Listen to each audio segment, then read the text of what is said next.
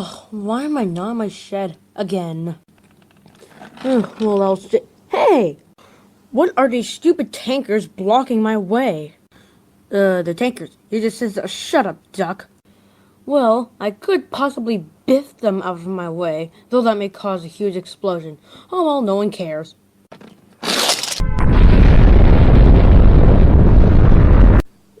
Oops. Exactly, Thomas. You are on the way to becoming a very complicated, explicit professor. And I bet you don't know a word you just said. Very well now, Thomas. Now, this should not have happened. You know what? See, this force should have been only 2 tankers, only instead it was 3. So that must mean that somebody snuck some nuclear waste or whatever it was that made it explode into the milk tanker, too. Spot on, Thomas. Why else do you think I'm wearing glasses? And I bet you don't know a word you just said. Spot on, Thomas. Why else do you think I'm wearing glasses? Well, someone is actually willing to get their fat buffers up and get the breakdown train. I'll be more than happy. Soon, the mess was cleaned up and Toby pulled away with the remaining cars. Ding, ding. Later, Edward was puffing along when he had to stop at a red signal. He saw that at the nearby coaling plant there was an indignation meeting by the vehicles and the diesels. He also noticed that there were no other steamies there as well. Edward soon realized that eavesdropping was necessary. And who should be a ringleader of the group rather than Diesel 10? My fellow vehicles and, diesels, we have come together today to discuss why engines, also known as steamies, are so snobby. Hear, hear. Can I just go back to Toby now? We promised each other we'd go on a date at around 8 o'clock and it's almost 7:30. Nonsense, Mavis. Besides, Toby is, after all, a steamy. Well, to me, steamies are more sensible than any of you jerks. I'm leaving. Mavis soon found Edward at the signal. She said hi. Hey, Mavis, said Edward. What's going on there? I don't know. They want to say something about taking over the railway without any steamies. Oh, shoot. I should tell Fatsalot. And no one knows, Fatsalot is also known as Fat Controller. Edward soon found him near the crowd of vehicles. Sir, not now, Edward. There's something interesting arousing. Sir, how did you ever graduate from college? Young Topham will not graduate from college because of the inability to read, write, and every other single thing you could think of. Magic inheritance? Oh, that kind of makes sense, but you're so suspicious. No, I'm not. Now, what do you want? Actually, sir, it's okay. I'll just, go away right now. That night, Edward told the other engines what he had seen. Stuff and nonsense, that's all, said Thomas, and all the other engines agreed with him. I don't know, a bunch of diesels and vehicles, road vehicles at least, lined up together in a big group seemed a little suspicious to me. Just because you're suspicious, it doesn't mean it's right. I'm going to bed. Even though Toby put some thought into what Edward said, maybe he's right, he thought. Early this morning, Toby arrived to find that all the vehicles and the diesels were all sleeping. Another difference was that some of the steamies that used to live there were back. But to Toby's dismay, Diesel 10's suggestion slinked out of the shadow. Why, hello, old teapot, said Diesel 10, moving slowly toward him. Toby thought it best to take off, and he ran. Diesel 10 didn't even hesitate to run after him. Toby's speed began to pick up as he ran, and Diesel 10 couldn't even wait to catch him. Soon Toby found himself at the elevated station. Diesel 10 saw him and immediately ran as fast as he could. But Toby had reverted to his nearby siding. Diesel 10 couldn't stop in time, and he crashed right through. Bricks and stones fell everywhere. Oh, he groaned. Murdoch, who was nearby pulling cars, saw Diesel 10. Ooh, I'd better go tell Fatty, he yelled, and he rushed off. Murdoch did so, and Oliver ran with the breakdown train with Toad carrying Sir Topham Hatt, who was very angry. Diesel 10, he said, I thought I had sent you away to the scrapyard or whatever it was. This is the second time you have caused trouble in my new exquisite station. You shall be punished, but I shall have to use a few days to figure out how. A few days, thought Diesel 10. That could be enough time to plan my revenge. Yes, sir, he said sadly. Then Sir Tom Hat walked over to the collapsed Knapford Station sign. And, he said, this sign was found on the ground. Did you crash right through the station like Gordon did? After Diesel 10 explained everything, the pack was helping to clean up the rubble. I shall have to order a new sign made for me at once, said Sir Tom Hat, and he sternly walked away. Diesel 10 felt terrible, but he also felt very proud. He thought to himself. From now on, people shall be afraid of Diesel 10, for he will damage exquisite Knapford Station signs. But, Oliver said, that was the only Knapford Station sign. How did you know what I was saying? Well, when you're saying things out loud, I think I could hear you. Dang it, my stupid mouth, said Diesel 10 angrily. A few days later, the sign that was repaired was lowered onto Lego Thomas's flatbed. He had come back to help because the other flatbeds on the Take-Along Railway were way too small for that huge sign. After the sign was fixed on, Diesel 10 snuck into Harold's heliport to make his next plan. Heh, he giggled. Later today, I shall unravel my newest and most devious plan ever, he said. Toby, who had come to take the trucks away, heard everything Diesel 10 said. Oh, shoot, I guess we should be ready again, he said. That evening at the docks, Cranky was unloading a very heavy box. Oil and other dangerous fuels were kept in tankers, and they were loaded onto the ship too. Diesel 10 knew the time was right for him to do his plan. What Diesel 10 didn't know was that Toby was hiding in the shadows. Cranky was about to unload the box when Diesel 10 crashed right into some trucks. This would result in the fuels flowing into the water, which would make it explode. But Toby slipped right out of the shadows right at that time. Hold up, Diesel 10, he shouted. You again, said Diesel 10. I thought I did away with you. More likely you did away with the Knapford Station sign. I saw you and I heard what your plan was. After this ordeal, Diesel 10 quietly slipped away. Toby thought he did away with Diesel 10 until he saw him pick the truck up. Quietly, he uncoupled from the car and biffed it.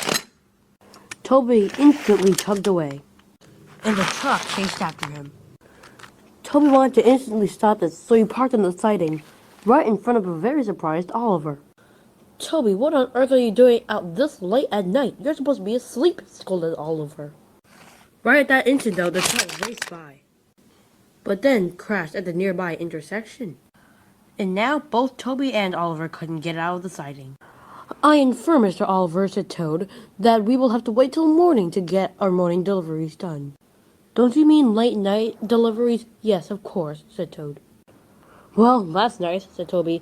I didn't feel like trundling all the way back to my little siding. Ugh, and I think there's some bugs there now, too. Toby, for one thing, bugs have always been on the rails, said Oliver. In fact, said a nearby Elizabeth, you may have grinded them up by now. What the... Oh gosh, oh my gosh. I mean, I didn't even know that I would run them. Oh gosh, another disgusting ugh. But finally, after many hours of complaining about butt guts, morning came. Bill and Ben, the tank engine twins, quickly pulled the truck away. Tom's the tank engine, who until now has only made a small cameo in this story, had to stop at a signal. Dang it, said Thomas. How could I run my line properly if there are always these darn signals stopping me? But Thomas didn't know Diesel had slowly oiled up and coupled up to Clarabelle. Then they were pulled away from Thomas. But when the signal was finally down, Thomas tugged off like he usually would. Percy was having a drink of water when Thomas pulled up. Hey Percy, do you know where Eddie and Clarabelle have gone? I mean, don't tell me weird or anything, but something tells me they're gone. Percy gasped. Thomas, the very same thing happened to my mail. Thomas was shocked, and Percy explained the whole thing. Engines all over Sodor have had their freight taken away by diesels, exclaimed Percy.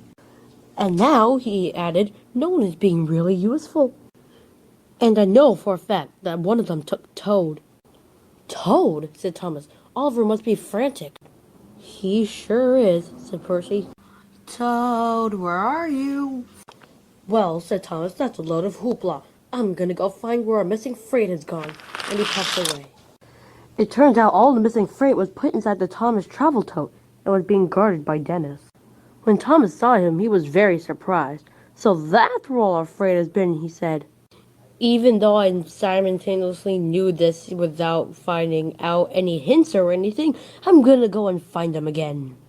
Dennis, being very lazy, decided to slack off a little.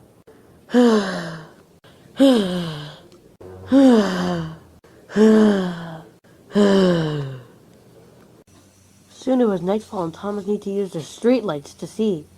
The light shone down on Thomas in the dark night. Strange, he exclaimed. Tonight it's so much darker than usual. Guess it's becoming autumn. Soon Thomas was waiting under the light, while his driver went to look for a flashlight. Thomas was surprised to see that Sir Topham Hatt was the one with the light. He clearly showed the reflection on the big Thomas's face. It was very, very eerie in the dark night, and Thomas was surprised Dennis didn't even wake up yet. Soon Sir Topham Hatt was trying to unhitch the log that kept the Thomas together.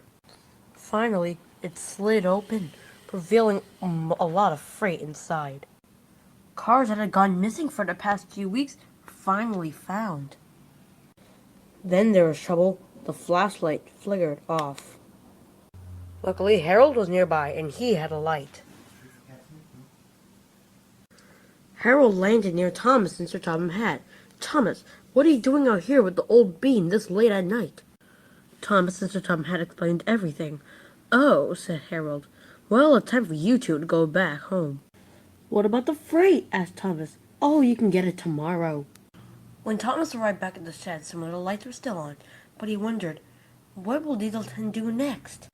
Thomas decided to stay up late, and he made his driver turn on the light. But the light also flooded some other engines' apartments. Some of them told Thomas to go back to sleep. But Thomas couldn't stop worrying about what Dieselton would strike. Coldy was returning home from night shift when he found a red signal. To him, it looked like a light was on in the coaling plant, where the Diesels lived. Thomas noticed this as well, but he decided to just forget about it and wait until tomorrow, and he fell asleep at once. For a few days, Diesel 10 was not to be seen. The engines were at peace, but were also very worried about when he would appear again. But one day, that all changed at the docks. Cranky was to unload a really heavy box. It was dangerous, but Cranky knew that it had to be done. Something very important was inside.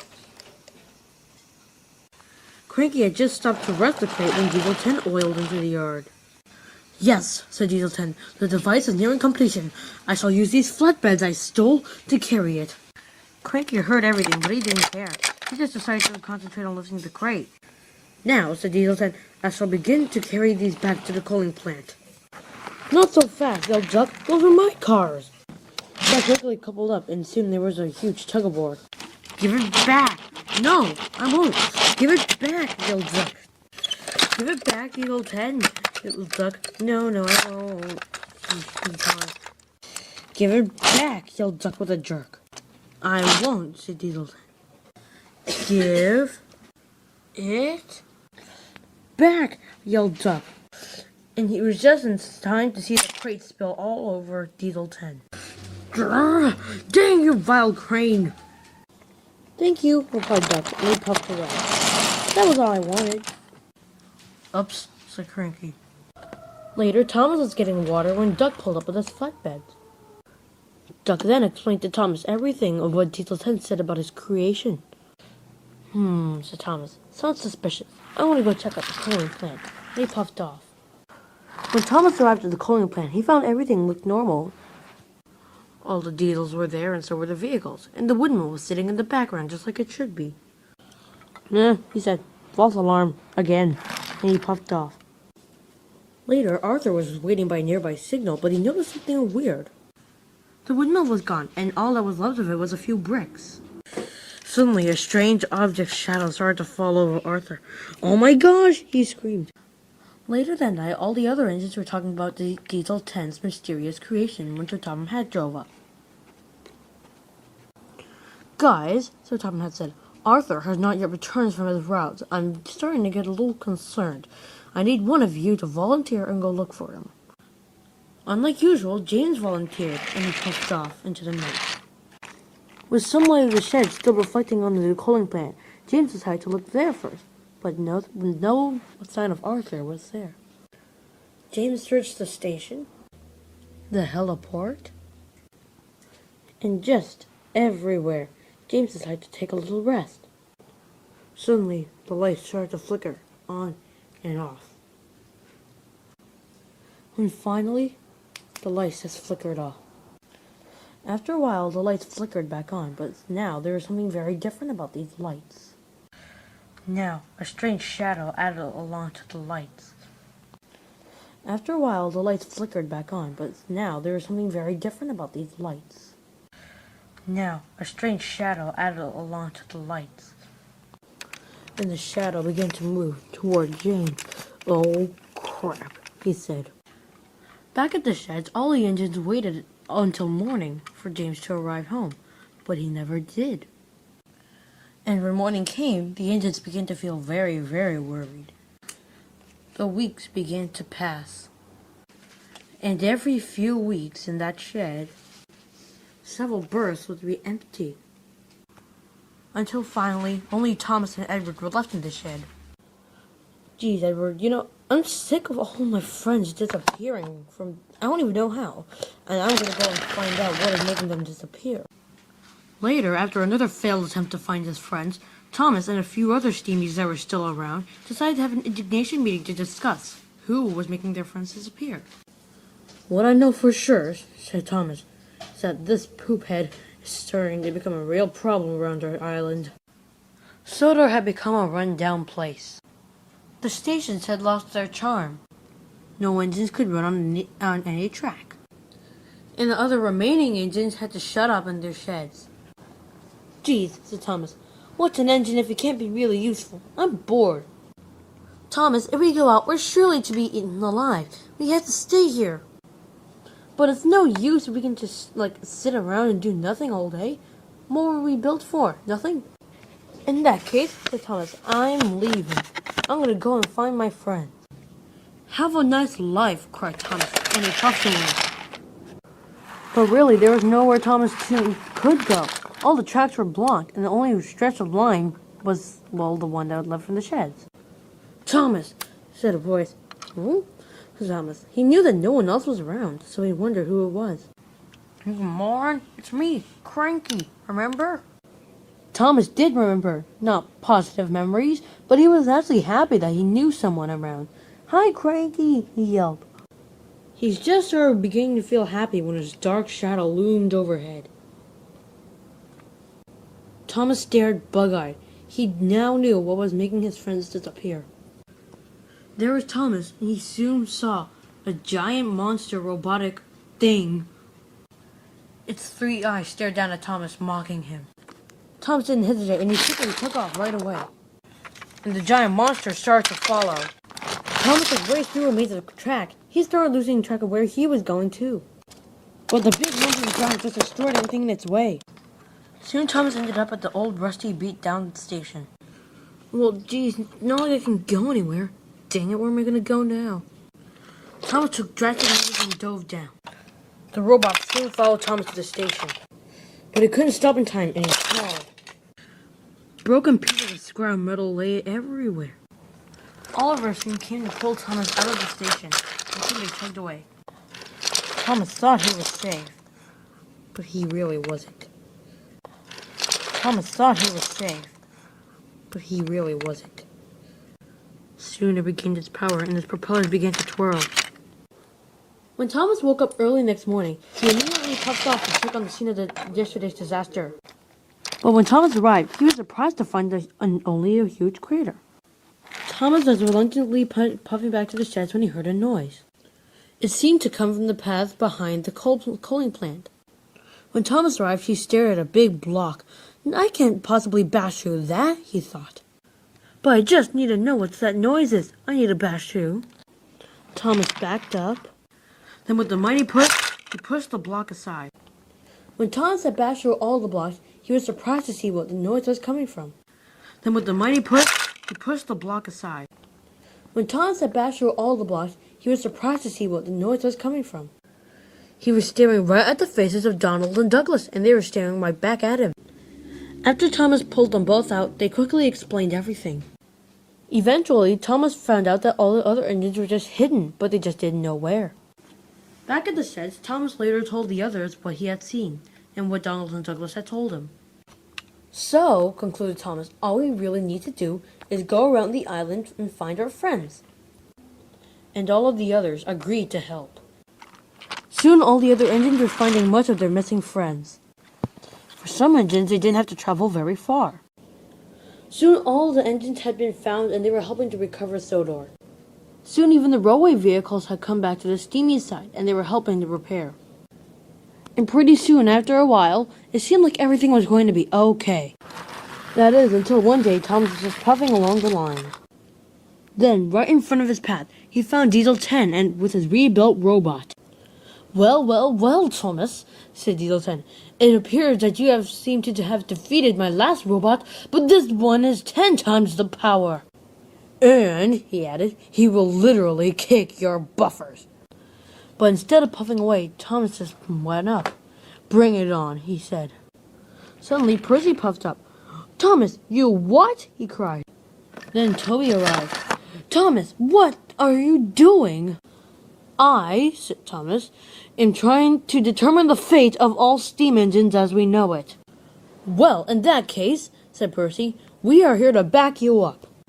Yeah, in this kind of fight, Thomas can't fight alone, replied Toby. Soon, other engines arrived to help Thomas. Thomas and Diesel 10 were soon eye to eye. Thomas, said Diesel 10, you want to fight my robot? Yes, replied Thomas in confidence, I do. Soon, other Diesels had arrived to help Diesel 10. In less than a minute, the giant robot was standing right in front of Thomas. Thomas quickly began the fight by banging his toe. Suddenly, whap! Cranky! Yelled Thomas. Suddenly, the great robot fell down and collapsed. It separated into many pieces.